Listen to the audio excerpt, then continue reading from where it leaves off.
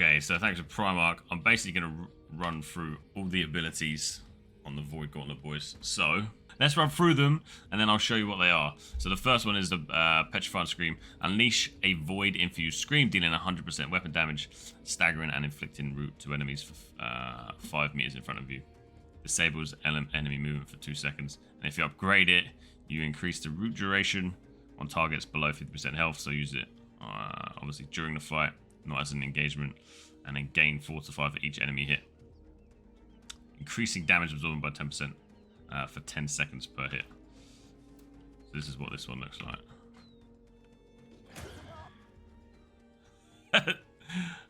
let me drop him below 50% health and we'll try again. Okay, so he's below 50% now. And he'll be rooted. Alright, so that's that one. The Void Blade, which is probably my favourite looking thing so far on the Void Gauntlet. Yeah, boy. Looks fantastic. So you got your heavy attack, which gives you that leap. And then just slash him with your left click. It's fucking wild, man. Gain Fortify on start, increase damage absorption by 20% for 5 seconds. 10% critical damage on void attacks. Successful thrust to heal self for 5% weapon damage. The initial blade, summon a blade of void energy that converts your basic attacks to melee. Tap basic attack to perform quick slash, yes. And hold to perform a thrust that deals 100% weapon damage. Mate, that is the one with the big leap as well. Both attacks inflict disintegrate on successful hits, dealing 5% weapon damage per second, and reducing damage absorption by 5% for 8 seconds. Stacks up to 3 times. Let's have a look at it one more time. Yeah, look at that. Okay, and lastly on the left-hand tree for the active skills, we got Oblivion. Summon a circular rift of void energy at your feet that deals 30% weapon damage per second to enemies and grants empower to self and friendlies, increasing damage by 20%. This is going to be amazing for point holds, you know, either open world forts or, of course, in our territory wars. And then you can have Withering Oblivion. Your attacks inflict weaken to targets inside the radius, reducing their damage by 5% for 5 seconds per hit. Can stack up to 3 times. And finally, you get plus 15 stamina per second for yourself and friendlies while inside the radius. I think this is going to be amazing for group fights. Like, absolutely amazing. I'm not blown away by Petrified Scream, but Oblivion, I think, for team fights. Yeah, Gravwell, Maelstrom, your Ice on top, your CC's on top of that. This is just going to be insane, man. Let's just have a quick look at the passive as well. So, Forsaken Pact, 10% damage while below 50% mana, 10% critical chance while above 50% health, Refreshing Precision, 10% cooldown reduction on all abilities on critical hit, 10% crit chance while all abilities are on cooldown, gaining power when casting abilities within 5 meters of an enemy, increasing damage by 10% for 5 seconds. Efficient Harvest. Harvest Essence health drain is reduced by 50%. So that's this.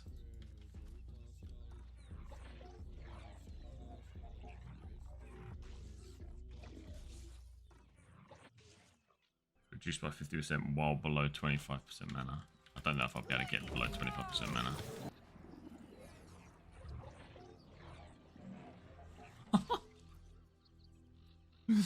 But you get full mana straight away. Oh my gosh. Then we have Refreshing Frailty. 5% cooldown reduction on all abilities when successfully hitting enemies afflicted by 3 or more debuff stacks. And ultimately, I guess, Leeching Agony.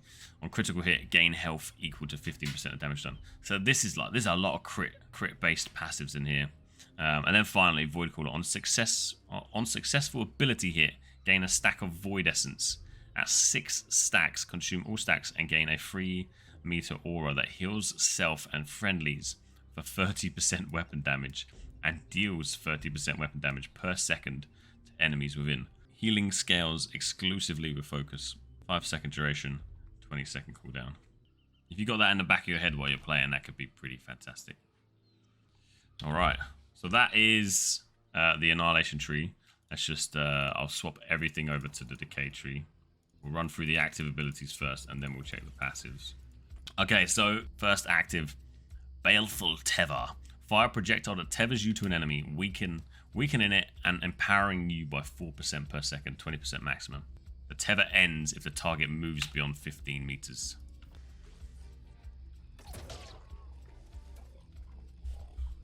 Hello, buddy. Wait, that feels quite far. There we go, that's 15 meters. Weakens the enemy and empowers you as a player by 4% up to a 20% maximum. Okay, and what you get on that is tethered refresh. Successful hits on the tethered target reduce other Void Gauntlet cooldowns by 5%. This Oblivion could be bloody used every 5 seconds by the sounds of it at the moment.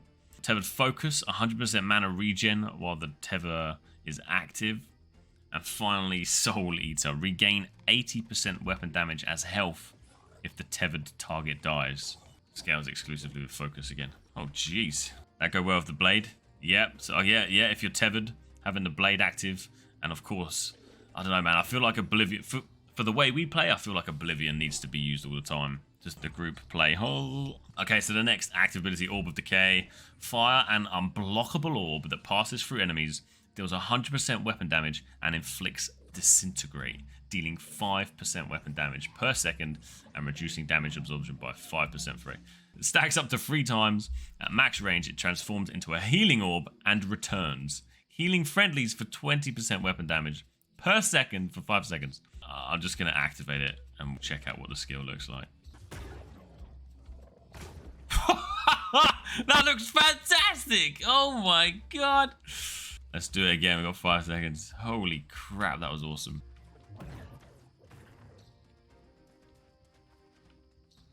Gain 5% mana per enemy hit by the orb. The orb slows enemies already afflicted by any debuff. Press the ability input again to detonate the orb with a 4-meter explosion radius. Depending on the orb's phase, the explosion will either damage enemies for 100% weapon damage or apply a stack of Disintegrate. Excuse me. Or heal friendlies for 7.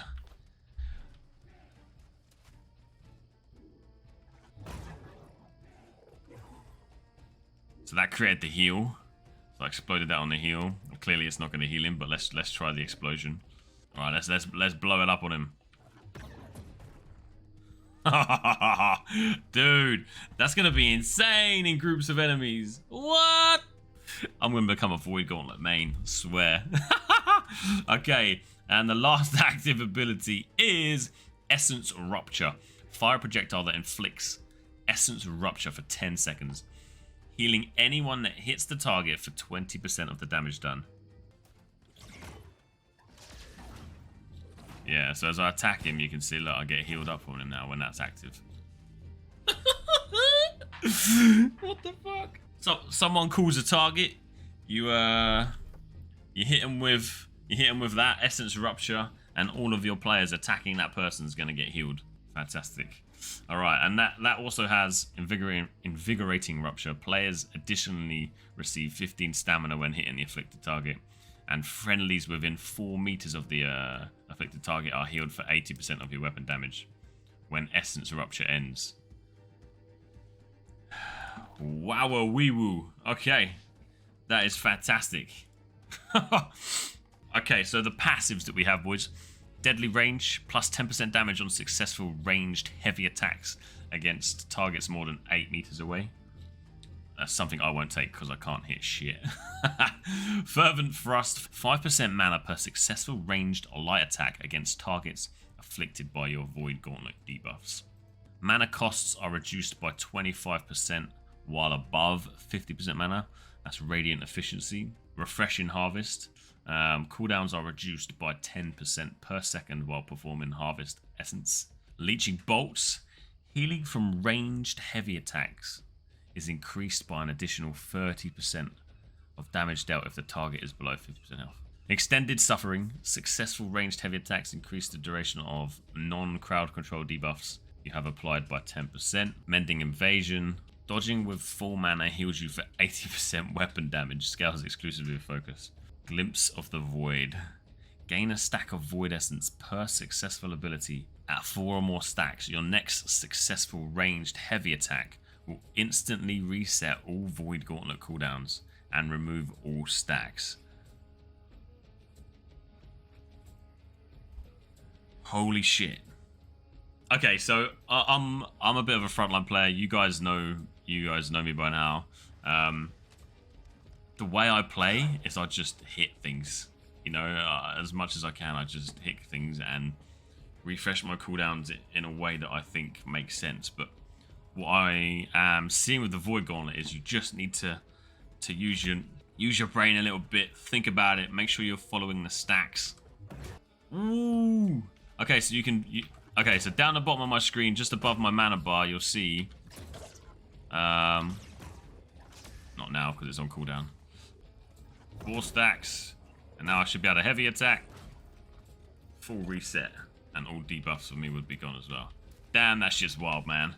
If you can, like, get that rotating in wars and stuff, mate, this is going to be powerful.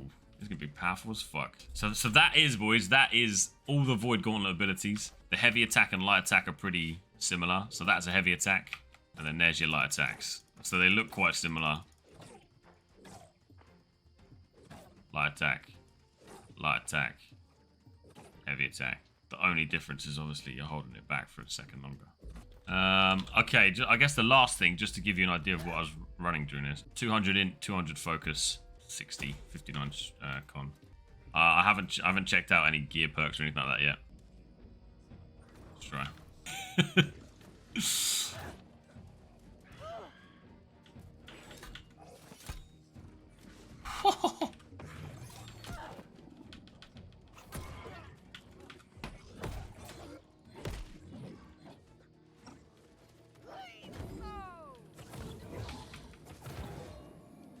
Cheeky lifestyle.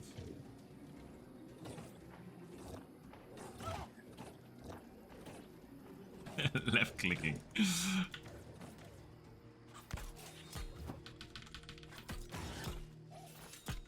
Ooh.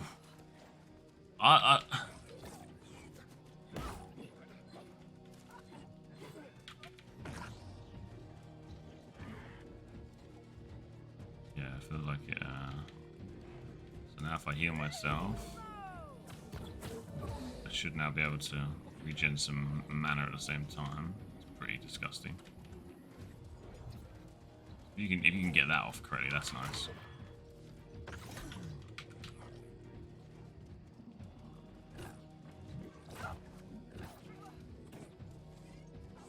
Oh, nice dodge. Oh, not the spear. No, I fucking...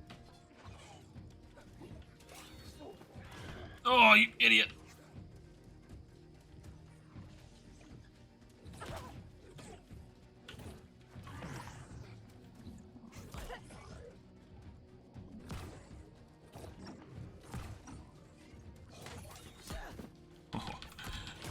Oh.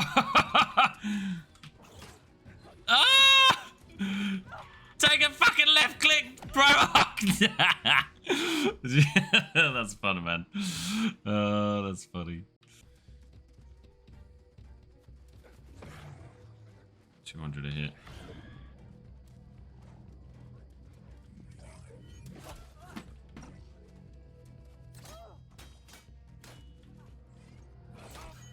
Oof.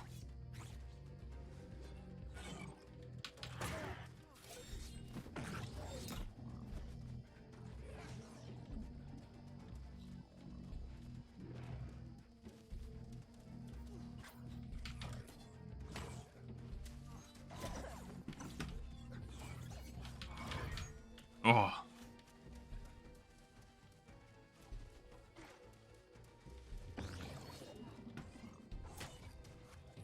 The leap's quite big, but you can see it coming from a mile away, man.